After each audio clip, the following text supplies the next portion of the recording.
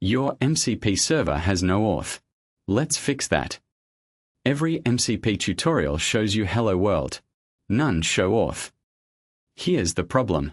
Without auth, anyone with your endpoint can run your tools. Your tools have access to databases, files, and APIs. API keys take 5 minutes to implement. Generate a key, store the hash, check it on every request. JWT auth takes 20 minutes. Issue a token, verify the signature, check expiry, then allow access. Rate limiting takes 10 minutes. It prevents abuse, controls costs, and protects downstream APIs.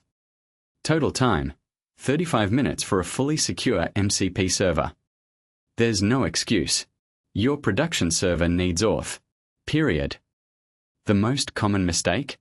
I'll add auth later. You won't. Start with auth.